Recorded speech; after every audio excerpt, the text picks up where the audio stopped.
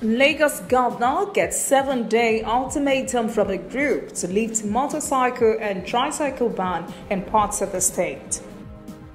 A few days after announcement of U.S. visa ban on Nigeria, federal government launches program to satisfy one of America's demands. On the international scene, U.S. President Trump acquitted by Republican senators. And in sport, Nike reveals Super Eagles Falcons jerseys.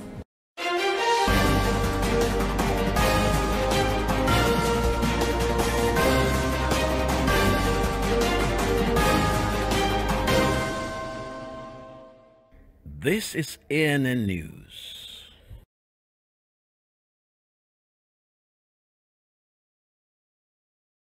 News.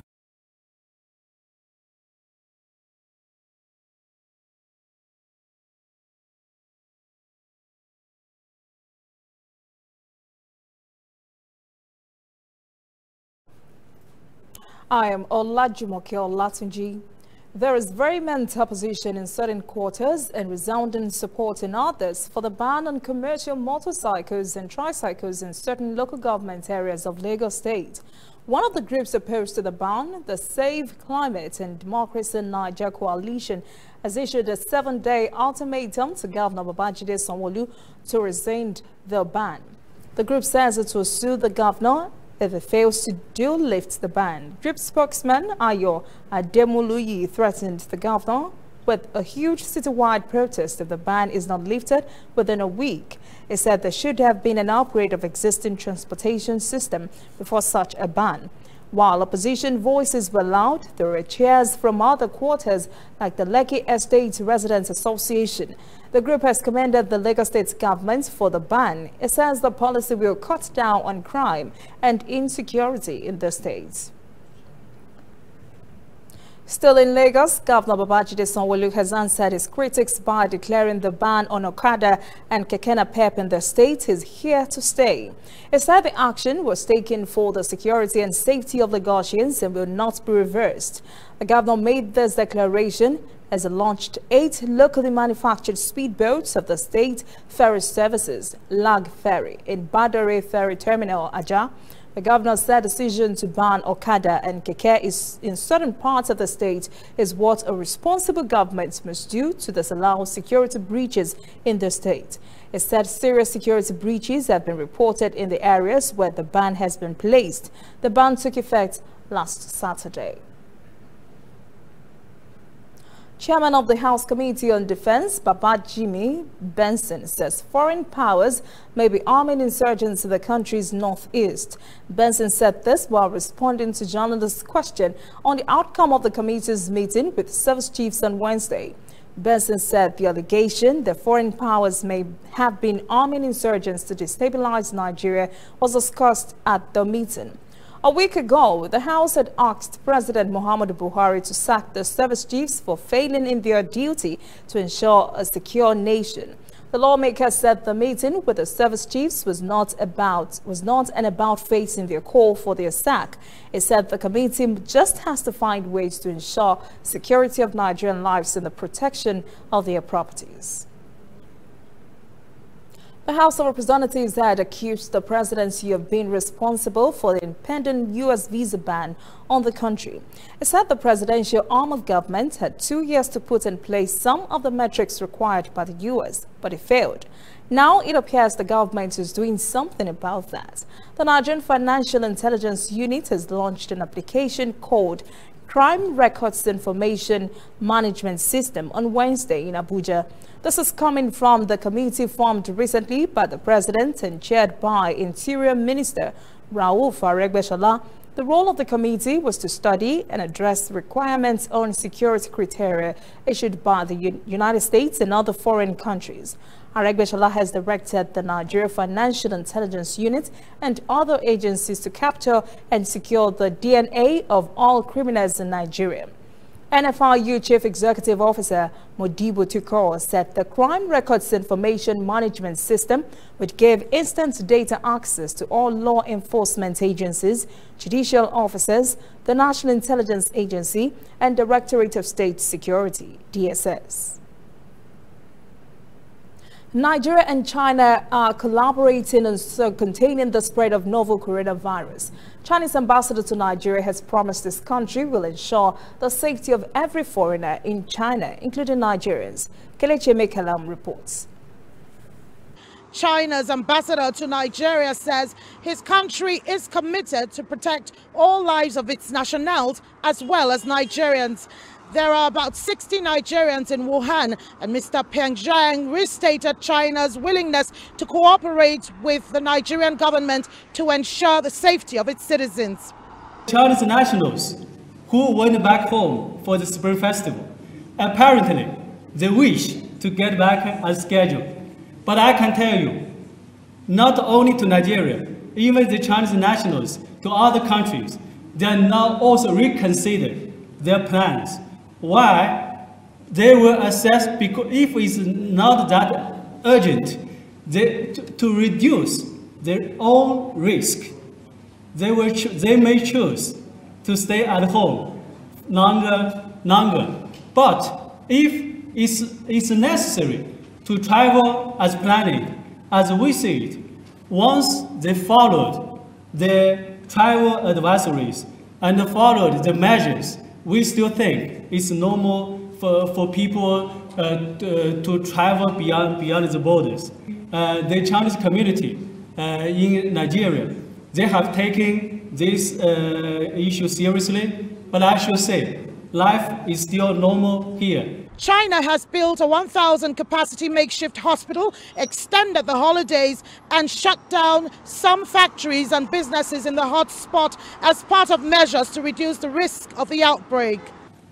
We have taken the most comprehensive and rigorous containment and mitigation measures, and many of them go well beyond the requirements of the International Health Regulations, 2005 version.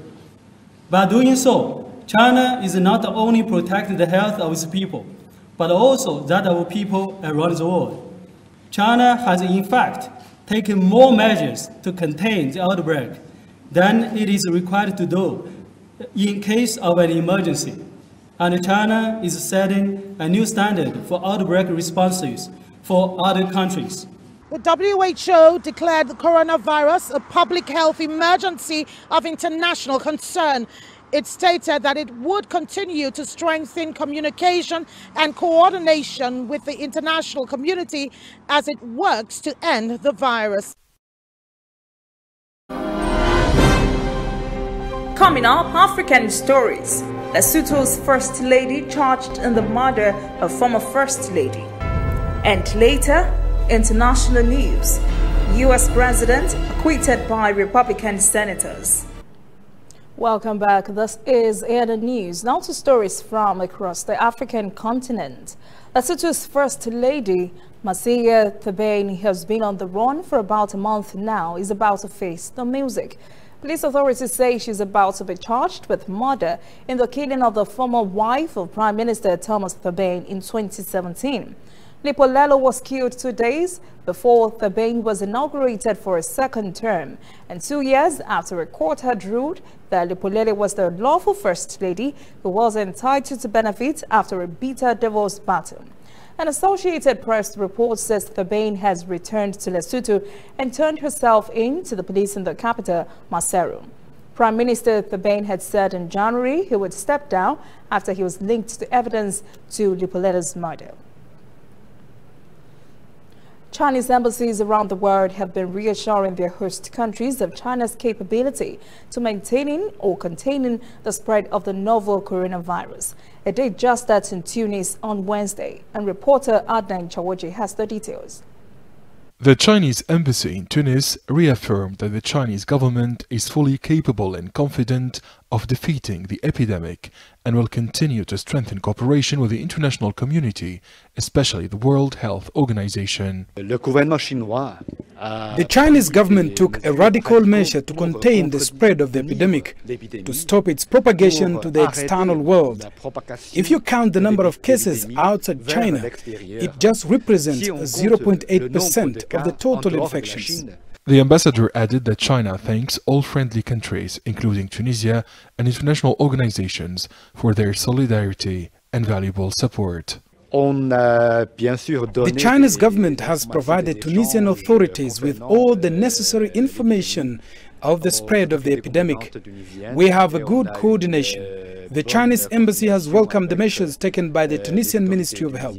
Observers have urged the national and international media to deal with the corona outbreak in a scientific manner and not to exaggerate facts. Over 700 Chinese people and some foreigners infected with the coronavirus were saved by competent Chinese medical staff. The world should not panic. We are confident that China and its partners will find the antidote. The Minister of Health declared that authorities do not intend to send a Tunisian medical team to China or any other destination as part of the monitoring and prevention against coronavirus among Tunisians living abroad.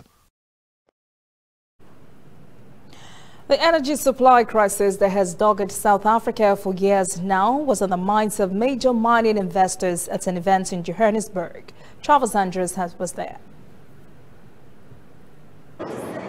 This year's mining in Indaba takes place amid a tumultuous time for the sector, which has been rocked by an energy crisis, illegal mining activities and policy-related issues. But the energy crisis has been first and foremost on investors' minds, now that the Mineral Resources and Energy Department has given mining companies the go-ahead to build their own power generation facilities. It's a move that's been widely welcomed. The most important thing for me about the announcement is that it allows mining companies to free up or to create their own power. It's also a broader opportunity to start decarbonizing their level of carbon emissions and the impact of energy on their business. So I think it's both about freeing up some of the obstacles, but also secondly about creating the opportunity to reduce their emissions. And so I do think it's a good thing. But the department is also mulling over the decision to start a second power supplier to relieve the pressure of Eskom, which is struggling to supply power to both the nation and to the mines. The mining sector is also monitoring a global health issue that could affect its businesses and is putting in place mitigation measures. I mean, if we do have occupational exposures or exposures to the coronavirus, we've taken the National Institute for Communicable Diseases approach to this worldwide crisis of the coronavirus and taken their protocols around quarantining, etc., and put that all into documents that have gone through to our Health Policy Committee members. It's not all bad news though, because some mining companies still see a strong value proposition for their investments, including for other African countries. Rio Tinto is very much committed to projects in Africa, as our leaders have been saying this across the world. You could see that here in South Africa in Richards Bay and also in Madagascar where Rio Tinto is investing. For now though, there remains consensus that the industry does need to find more sustainable ways to supply the world's raw materials so that the sector can thrive and develop the true economic potential of the continent. While there remains a sense of cautious optimism amongst industry leaders that 2020 could bring some relief for the industry, mining companies operating here in South Africa will still have to deal with the country's energy crisis, which could force them to fork out millions to sustain their power needs, and that could affect their bottom line in a fairly negative way. When we return, international news. US President Trump acquitted by Republican senators. And later, sports. Nike reviews Super Eagles Falcons jerseys. Welcome back. This is ANN News. On the international scene, President Donald Trump has been found not guilty in his impeachment trial, bringing to an end the Democrats' bid to remove him from office. The Senate, dominated by the president's fellow Republicans, voted to acquit him 52-48 on charges of abuse of power and 53-47 on obstruction of Congress. Democrats charged Trump in December with pressuring Ukraine to smear a potential White House rival, which they consider an abuse of office. President Trump is now the first impeached president to seek re-election. This impeachment process has brought to a focus the very sharp political division between the two parties. Two railway workers are killed and 27 persons injured on Thursday when a high-speed train derailed in northern Italy between Milan and Bologna. Emergency services were at the scene, and a railway official said 2 had suffered serious injuries after the accident. The train, known as Freccia-Rossi, skipped the track some 40 kilometers from Italy's financial capital, Milan. Authorities say the accident is being investigated. Death toll from the coronavirus in mainland China has risen to more than 500 on Thursday. This is its 3rd consecutive record daily rise as experts stepped up efforts to find a vaccine for a disease that has shut down Chinese cities and forced thousands of others into quarantine around the world. There have been 2 deaths outside mainland China, in the Philippines and Hong Kong, involving people who had been to Wuhan. Hundreds of foreigners have been evacuated from the city and placed in quarantine centers around the world, and thousands of passengers and crew were being confined to 2 cruise ships in Japan and Hong Kong. Nearly 4,000 persons are facing at least 2 weeks quarantine on the sea liner after an 80-year-old Hong Kong man who traveled on it late last month tested positive. Hours before delivering his budget, Scotland's Finance Secretary has quit amid reports he sent messages on social media to a 16-year-old boy. A Scottish Sun reported Derek Mackay contacted the boy over a 6-month period and told him that he was, quote, cute, end quote. In his own words, Mackay admitted he had behaved foolishly. He apologized and said he takes full responsibility for his actions.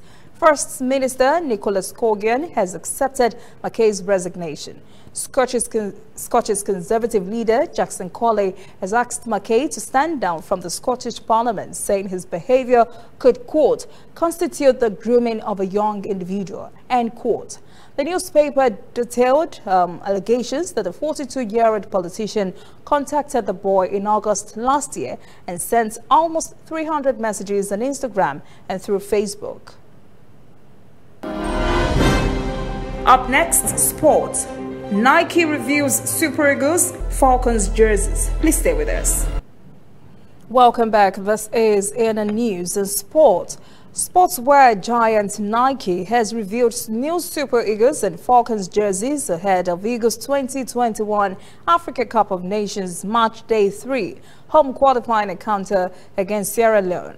Nike extended its NFF deal in 2018. It expressed eagerness to design another set of jerseys for the 3-time African champions. The Nigerian Basketball Federation has named Mike Brown as the new D-Tigers coach ahead of the 2020 Tokyo Olympics. Miami Heat's Bam Adebayo and Indiana Pacers' Victor Oladipo have both been courted by the NBBF.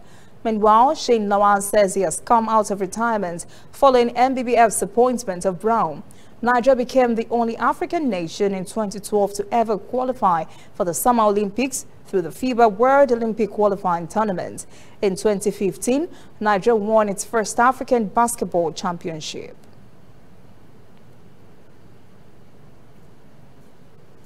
That is ANN News this evening. Thank you for joining us. For details on these and other breaking stories, visit our website, annafrica.news. Conversation continues on our social media platforms, Twitter, Instagram, and Facebook at ANN Africa TV. I am Olajumoke Olatunji. Have a pleasant evening.